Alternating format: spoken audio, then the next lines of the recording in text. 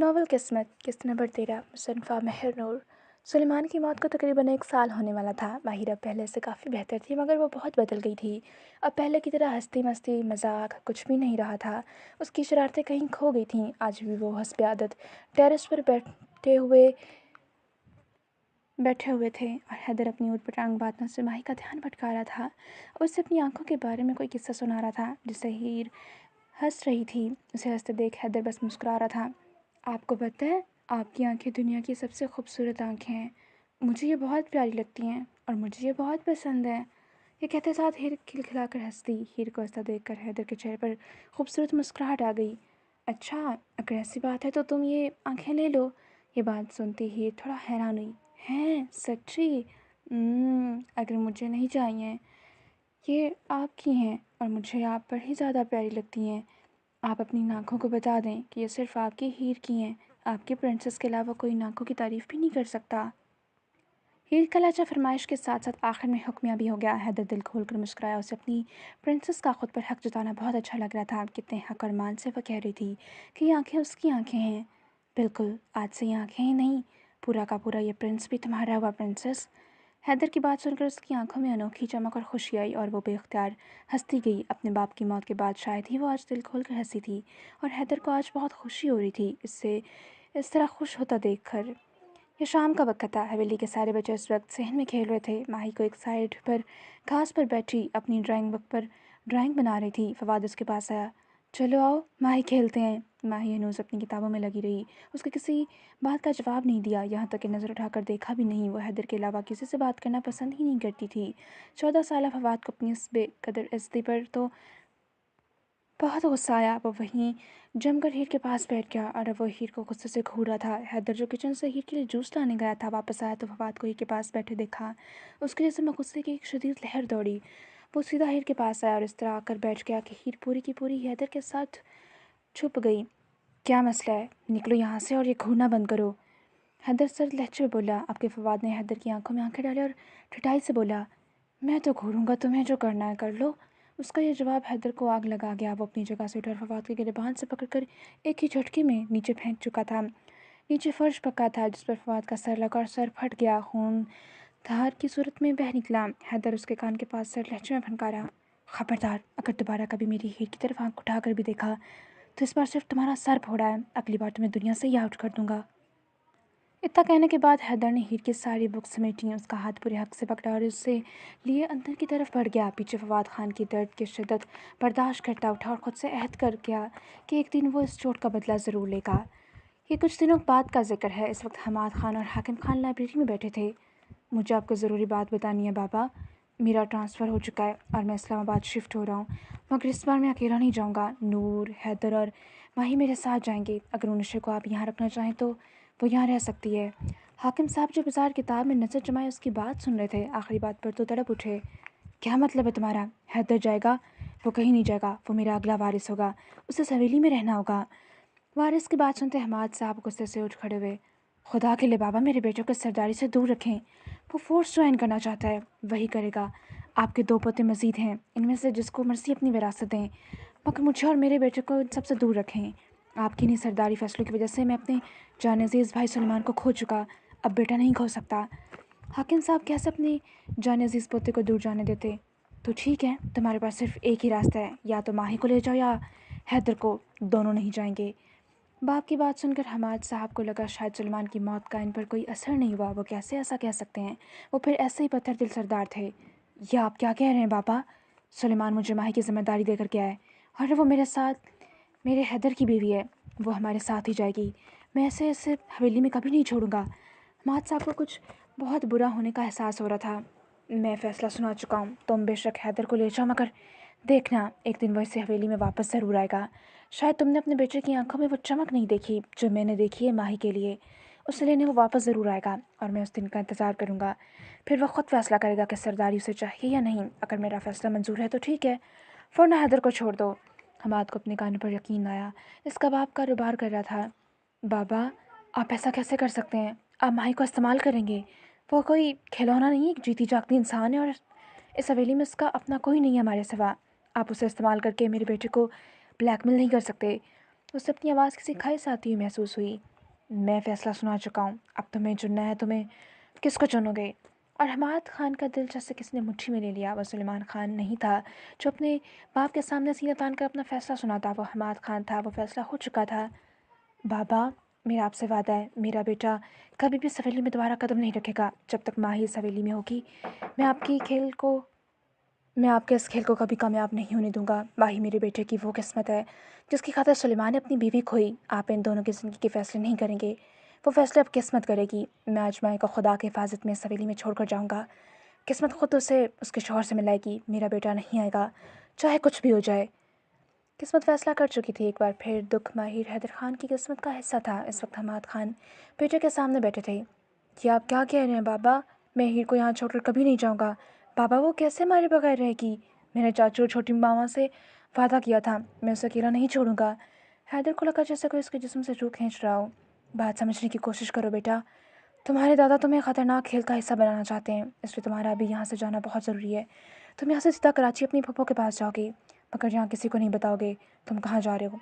अगर चाहो तो हीर को बता सकते हो, वो तुम्हारे पास आएगी, उसे किस्मत लाएगी। मगर जब तक हीर तुम्हारे पास ना आ जाए, तुम दोबारा इस हवेली में कभी कदम नहीं रखोगे।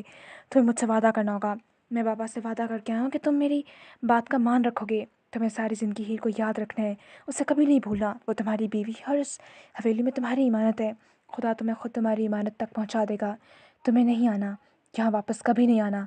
वो जानते हैं तुम्हारी जान हीर में है, इसलिए वो तुम्हारी जान यहाँ रख कर तुम्हें बेबस करके वापस बुलाएंगे।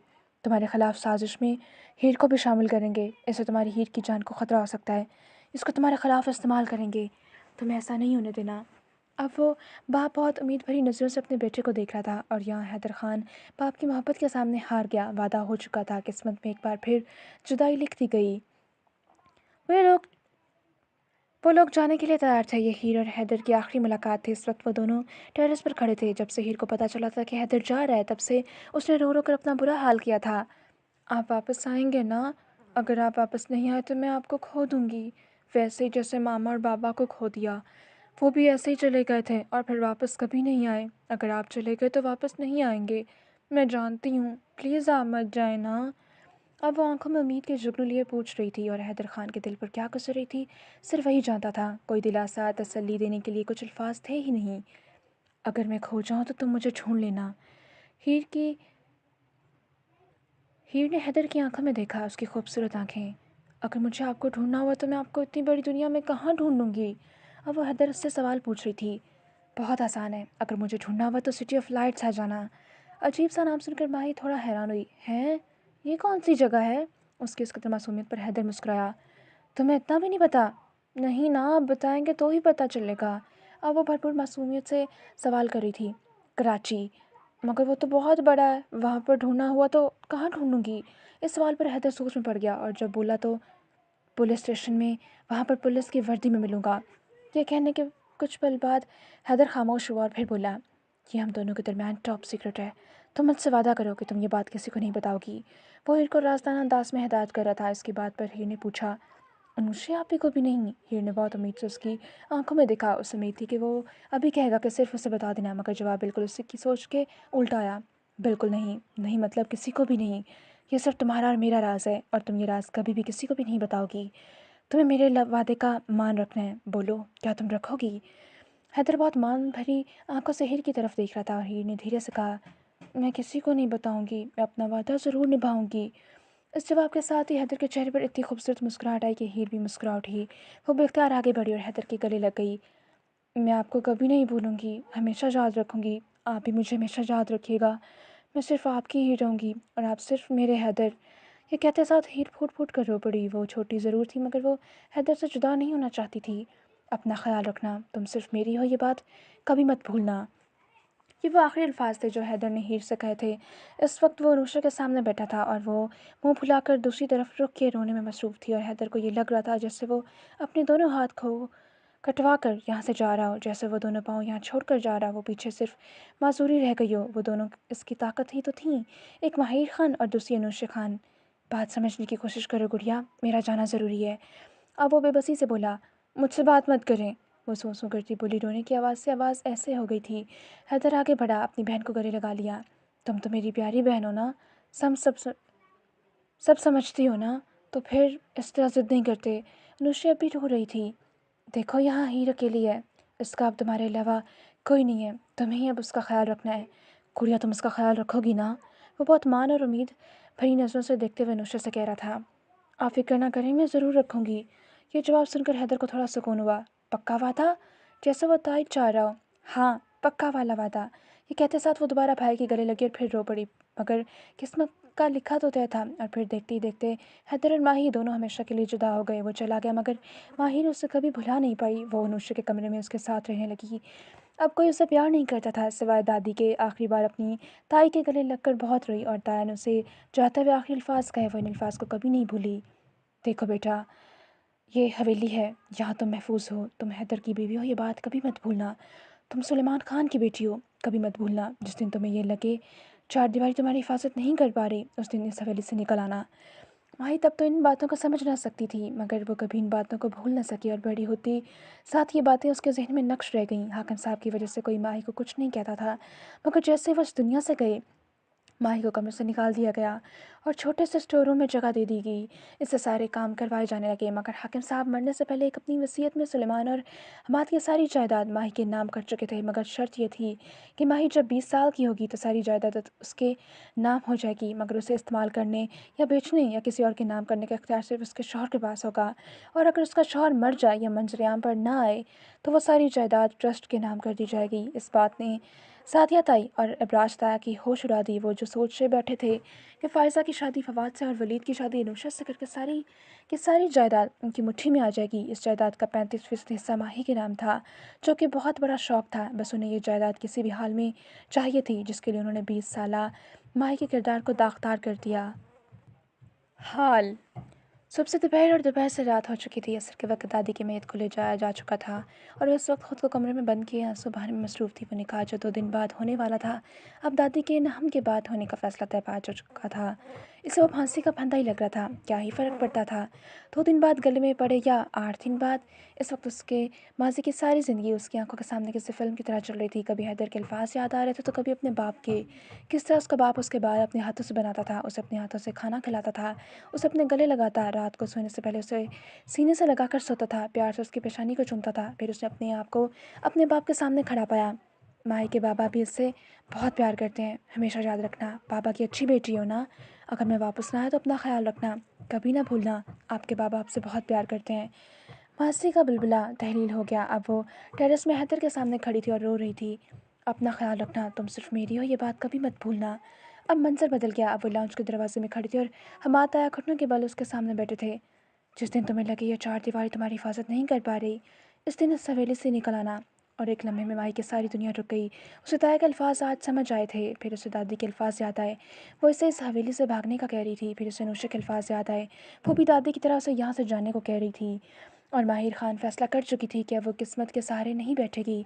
वक्त आ चुका था, अब उसे अपनी किस्मत खुद बनानी थी। वो अपने शौहर से डिसोन नहीं हो सकती थी। उसे इस चार दीवारी से बाहर निकलना था, अपने शौहर को ढूंढना था। आज दादी की मौत को 2 दिन गुजर चुके थे। इन 2 दिनों में गांव की लातादाद औरतें हवेली में ताज़ियत के लिए आईं, मगर वो दादी की ताज़ियत कम कर रही थी और माही के किरदार के पर खर्चे ज़्यादा उड़ा रही थीं। दादी की मौत के वक्त रुबीना फुफ्फो से पड़ने वाला थप्पड़ और बातें वहाँ मौजूद तमाम नौकरानियाँ सुन चुकी थीं। और फिर क्या, देखते ही देखते ये बात सारे गाँव की औरतों में जंगल की आग की तरह फैल चुकी थी। वो खुद को कमरे में बंद किए बैठी थी, ना 2 दिन से सोई थी ना कुछ खाया था, बस अपनी किस्मत पर बैठी आंसू बहाने में मसरूफ़ थी। कमरे का दरवाज़ा खुला, अनुषा और अक्सर दोनों अंदर दाखिल हुईं। वो फर्श पर बैठी बस छत को देखे जा रही थी। अनुषा घुटनों के बल उसके पास बैठी। चलो उठो माही, कुछ खा लो। मगर माही के जिस्म में कोई हरकत ना हुई। माही, खाना नहीं खाओगी तो कैसे चलेगा? अभी हमें अपना प्लान भी तरतीब देना है। इस बात पर माही ने गर्दन मोड़कर इन हेसल की आंखों में देखा, जिन आंखों में सब कुछ तबाह कर देने की ताकत थी। अनुषा उसे ज़बरदस्ती खाना खिला रही थी। चलने वाले जहर मारकर खाने के बाद उसने मुंह परे फेर लिया। अब अक्सा माही के पास दूसरी तरफ आई, घुटनों के बल बैठी और बोलना शुरू हुई।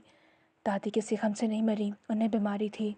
डॉक्टर ने साफ कहा था वो अपना इलाज करवा लें। हॉस्पिटल में दाखिल होकर उनकी जान को किसी भी वक्त ख़तरा हो सकता था। उन्हें हड्डियों का कैंसर हो चुका था, वो भी आखिरी स्टेज पर था, मगर वो नहीं मानी। उस दिन चेकअप के दौरान उनके साथ थी उन्होंने मुझे ये बात किसी को भी बताने से मना कर दिया था। वो जानती थीं अगर वो हवेली से चली गईं तो पीछे आप अकेली रह जाएँगी। और माहिर ख़ान ज़लज़लों की ज़द में आ गई। उसकी दादी बीमार थी और वो जान ना सकी। उन्होंने बहुत पहले ही आपको इस हवेली से भगाने का सोच लिया था। इसके लिए उन्होंने कुछ चीज़ें भी सँभाल कर रखी थीं। उस दिन हम वही बातें कर रहे थे जब आप कमरे में आईं। शायद आपने नोट नहीं किया, हम ख़ामोश हो गए थे और फिर आप अपने बाबा के कमरे के बारे में दादी से बात करने लगी थीं। और माही को याद आया कि वाक़ई ऐसा हुआ था। अब अक्सा खड़ी हो गई, अलमारी खोली और उसमें से किसी ख़ास जगह से कोई चाबी निकाली। दादी के कमरे के एक पुराना संदूक पड़ा था। उसमें क्या था कभी उन्होंने किसी को नहीं बताया। अब अक्सा ने वो संदूक खोल रही थी। अनुश्री ने माही का हाथ पकड़ा, उसे उठाकर संदूक के पास लाई। संदूक खोलने के बाद माही ने देखा उसमें एक बड़ा लेदर का भूरे रंग का बैग था। अक्सा ने वो बैग उठाकर उससे बाहर निकाल दिया। अब वो बैग खोल रही थी और फिर देखते ही देखते वो बैग सारी चीज़ें बेड पर रख चुकी थी। इन चीज़ों को देख माही दीवाना वार आगे बढ़ी। इसमें किसी लड़की की 6-7 जोड़े थे। एक काला बुर्का था, एक छोटा सा ज्वेलरी बॉक्स था जिसमें ज्वेलरी का सामान था, एक बड़ी फाइल थी जिसमें कुछ कागजात थे। उसने सवालिया नज़रों से अक्सा की तरफ देखा। ये सारा सामान आपकी माँ का है। ये सुनना था कि माही जामद रह गई। अब वो अपने कपकपाते हाथों से वो सारी चीज़ें उठाकर देख रही थी। इस ज्वेलरी बॉक्स में 3 लॉकेट थे, 2-3 अंगूठियाँ थीं और 4-5 झुमके के जोड़े थे और एक बॉक्स में एक मोबाइल और चार्जर था। ये अक्सा का वो मोबाइल था जो सलमान ने अक्सा को लेकर दिया था। जब वो कॉलेज में रहता उसे अक्सा की फ़िक्र रहती थी, इसलिए मोबाइल लेकर दिया ताकि फ़ोन करके उसकी खैरियत पता कर सके। जैसे ही माहिर के मोबाइल फ़ोन ऑन किया, सामने सलमान की तस्वीर नज़र आई। उसने अपने बाप की तस्वीर होंठों से लगा ली। ये नंबर सिर्फ सुलेमान के पास होता था, इसलिए माहिर मोबाइल इस्तेमाल कर सकती थी। फिर उसके बाद उसने इन कागजात को देखा। सबसे पहले इन सब में उसके माँ बाप का निकाहनामा था। उसके बाद उसकी माँ का डेथ सर्टिफिकेट था। उसके बाद माहिर का बर्थ सर्टिफिकेट था। अक्सा का आईडी कार्ड था। उसके बाद हैदर और हीर का निकाहनामा था और एक नीले रंग की डायरी थी। इसने वो डायरी खोली तो पहले सफ़े पर लिखा नजर आया, अक्सा सुलेमान खान। उसने वो डायरी सीने से लगा ली। अब अक्सा दादी की अलमारी से कुछ निकाल रही थी। वो 3-4 कागजात थे। अक्सा ने वो कागजात माहिर की तरफ बढ़ा दिए। माहिर ने देखा एक ख़त था जिस पर लिखा था माही के लिए हमाद खान की तरफ से। एक दूसरे पर लिखा हुआ था वसीयत। फिर अक्सा ने माही के साइड की अलमारी खोली। अब वो माही की सारे कागजात निकाल रही थी, उसका आईडी कार्ड, उसके सारे डॉक्यूमेंट्स। फिर उसने वो सारे कागजात इस फाइल में रख दिए। अब वो दादी का लॉकर खोल रही थी। फिर उसके अंदर मौजूद सारे पैसे निकाले। अब वो कमोबेश 1 लाख रुपया था। उसने चीज़ों के साथ वो पैसा भी रख दिया। अब वो सारी चीज़ें वापस बैग में डाल रही थी। अब हमारा प्लान सुनो माही, कल रात तुम यहाँ से निकलोगी, हवेली की पिछली तरफ अक्सा का भाई गाड़ी लेकर आएगा, तुम्हारा इंतज़ार करेगा। कल रात खाना तुम्हें खुद बनाना है। मैं तुम्हें नींद की गोलियां दूंगी, तुमने सारे घर वालों के खाने में मिलानी है, मगर मैं खाना बाद में खाऊंगी। फिर अक्सा तुम्हें खुद स्टेशन तक छोड़ कर आएगी। मैं हवेली के लॉन में इसका इंतज़ार करूंगी। जैसे ये तुम्हें खैरियत से छोड़ कर वापस आएगी, इसके बाद हम दोनों एक दूसरे से झगड़ेंगी।